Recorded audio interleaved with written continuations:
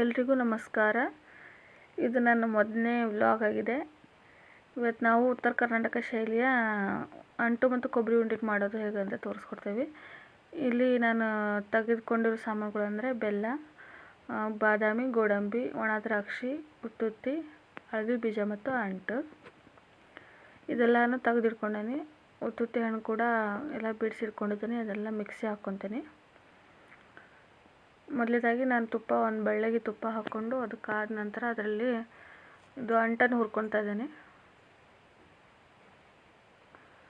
ಅಂಟು ಕ್ಲೀನಾಗಿ ಹುರ್ಕೋಬೇಕು. ಅದು ಫುಲ್ ಒಂಥರ ಪಾಪ್ಕಾರ್ನ್ ಆದಂಗೆ ಹುರ್ಕೋಬೇಕು. ಅಂದರೆ ಫುಲ್ ಬಿಡಿ ಬಿಡಿ ಆಗಬೇಕು. ಅದು ನಿಮಗೆ ಗೊತ್ತಾಗುತ್ತೆ. ಅಲ್ಲಿವರೆಗೂ ಹುರ್ಕೋಬೇಕು. ಸಿಡಿಯುತ್ತೆ ಅಲ್ಲಿವರೆಗೂ ಹುರ್ಕೋಬೇಕು.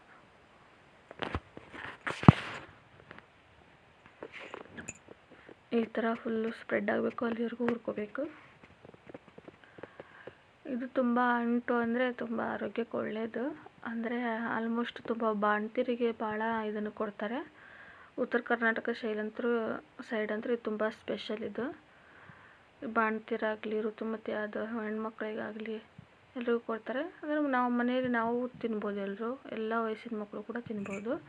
ಮಕ್ಕಳು, ದೊಡ್ಡವರು, ವಯಸ್ಸಾದವರು ಎಲ್ಲರೂ ಕೂಡ ತಿನ್ಬೋದು. ಮತ್ತು ಅದೇ ಬಾಣಲೆ ತುಪ್ಪ ಹಾಕ್ಕೊಂಡು ಮತ್ತು ಅದರಲ್ಲಿ ಒಣ ದ್ರಾಕ್ಷಿನೂ ಕೂಡ ಹುರ್ಕೊತಾ ಇದ್ದೀನಿ. ಒಣ ದ್ರಾಕ್ಷಿನ ಅದು ಫುಲ್ಲು ಕಲರ್ ಚೇಂಜ್ ಆಗೋವರೆಗೂ ಹುರ್ಕೋಬೇಕು.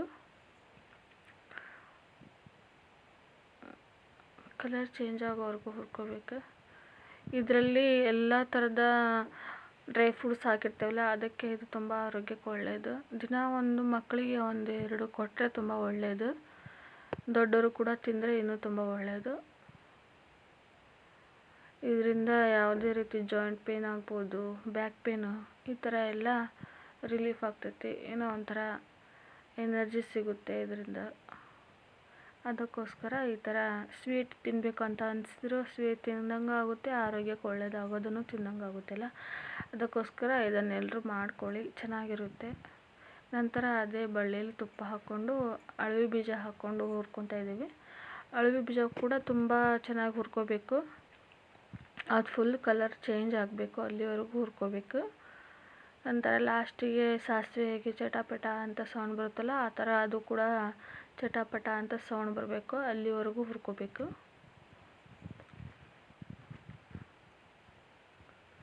ಈ ಥರ ಚೆನ್ನಾಗಿ ಹುರ್ಕೋಬೇಕು. ನಮ್ದು ಇದು ಮೊದಲನೇ ವ್ಲಾಗ್ ಆಗಿದೆಯಲ್ಲ, ಏನಾದರೂ ತಪ್ಪಾಗಿದ್ದರೆ ಕ್ಷಮಿಸಿ. ಫಸ್ಟ್ ಟೈಮ್ ನಾವು ಮಾತಾಡ್ತಿದ್ದೀವಿ. ಈ ಥರ ನಮ್ಗೆ ಯಾವತ್ತೂ ಮಾತಾಡೋದೇ ಇಲ್ಲ. ಏನೋ ಹಾಗೆ ಮನೇಲಿ ಇರ್ತೀವಲ್ಲ, ಮಾಡೋಣ ಅಂತ ಮಾಡ್ತಾಯಿದ್ದೀವಿ. ಎಲ್ರಿಗೂ ಹೆಲ್ಪ್ಫುಲ್ ಆದರೆ ಸಾಕು. ನಿಮಗೆ ಇಷ್ಟ ಆದರೆ ಲೈಕ್ ಮಾಡಿ ಮತ್ತು ಕಮೆಂಟ್ಸ್ ಮಾಡಿ. ನಮ್ಮ ಚಾನಲ್ನ ಸಬ್ಸ್ಕ್ರೈಬ್ ಮಾಡ್ಕೊಳ್ಳಿ. ಈ ಥರ ಫುಲ್ ಕಲರ್ ಚೇಂಜ್ ಆಗಬೇಕು ಅಳವಿ ಬೀಜನ. ಅದನ್ನು ಕೂಡ ಒಂದು ಪ್ಲೇಟಿಗೆ ತಕ್ಕೊತಾ ಇದ್ದೀವಿ.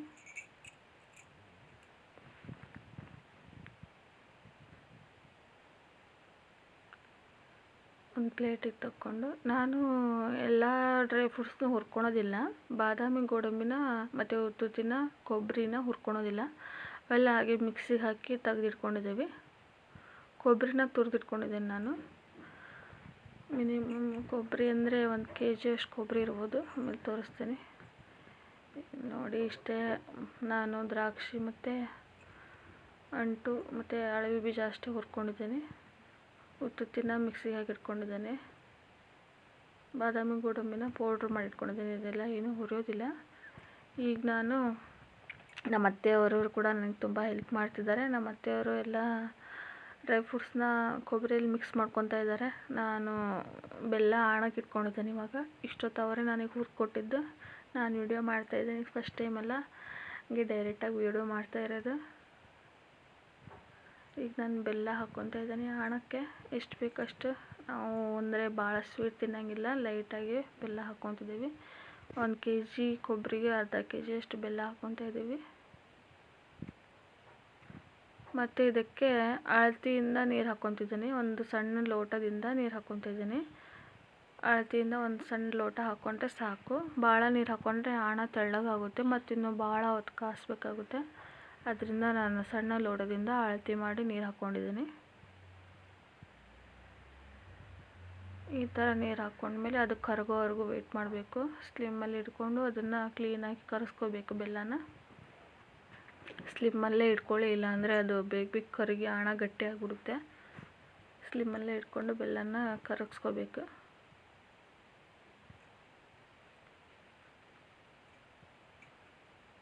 ಈ ಥರ ಹಣ ಫುಲ್ ತೆಳ್ಳಗಾಗಿ ಈ ಥರ ಕುದಿಯುವಾಗ ಅದನ್ನು ನೀರಲ್ಲಿ ಚೆಕ್ ಮಾಡ್ಕೊತೀನಿ. ಅದು ಹಣ ಹಾಕ್ತೇವಲ್ಲ ಅದು ಸ್ಪ್ರೆಡ್ ಆಗಬಾರ್ದು ನೀರಲ್ಲಿ, ಈ ಥರ ಗಟ್ಟಿ ಆಗಬೇಕು. ಗಟ್ಟಿಯಾಗಿದೆ ಅಂದರೆ ಅದು ತುಂಬ ಗಟ್ಟಿನೂ ಆಗಬಾರ್ದು, ನಮಗೆ ಎಷ್ಟು ಬೇಕೋ ಅಷ್ಟು ಗಟ್ಟಿ ಆದರೆ ಸಾಕು. ಈ ಥರ ಎಲ್ಲ ಮಿಕ್ಸ್ ಮಾಡಿಕೊಂಡು ಈಗ ಉಂಡೆ ಕಟ್ತಾಯಿದ್ದೀನಿ ನೋಡಿ. ಈ ಥರ ಉಂಡೆ ಆಗುತ್ತೆ. ತುಂಬ ಚೆನ್ನಾಗಿ ಬಂತು ಉಂಡೆ, ಇಷ್ಟು ಈಸಿಯಾಗಿ ಬರುತ್ತೆ ಅಂತ ಅಂದ್ಕೊಂಡಿರಲಿಲ್ಲ. ನಾನು ಉತ್ತರ ಕರ್ನಾಟಕ ಸೈಡ್ ಬಂದಮೇಲೆ ಇದು ಫಸ್ಟ್ ಟೈಮ್ ನಾನು ಮಾಡ್ತಾಯಿರೋದು ಉಂಡೆನ. ಯಾವತ್ತೂ ಮಾಡಿಲ್ಲ, ಇದೇ ಫಸ್ಟ್ ಟೈಮ್ ಮಾಡಿರೋದು.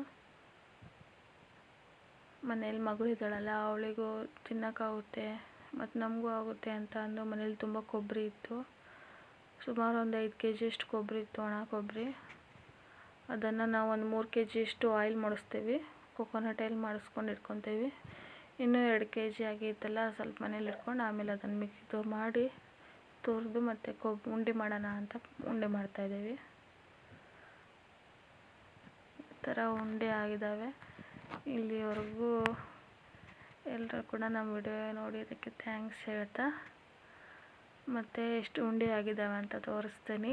ಎಷ್ಟಾಗಿದ್ದಾವೆ ಅಂತ ಕಾಮೆಂಟ್ಸ್ ಮಾಡಿ. ನಾನು ಇನ್ನೂ ಎಣಿಸಿಲ್ಲ, ಇಷ್ಟಿದು ಕೊನೆಯದಿದ್ದು ಲಾಸ್ಟ್ನೇದು ಮಾಡ್ತಾಯಿರೋದು. ಇನ್ನು ಸ್ವಲ್ಪ ಇದೆ, ಅದಷ್ಟು ಮಾಡಿದರೆ ಮುಗೀತು. ಇಷ್ಟಾಗಿದ್ದಾವೆ ಉಂಡೆ. ಎಷ್ಟಾಗಿದೆ ಅಂತ ಕಮೆಂಟ್ ಮಾಡಿ. Thank you.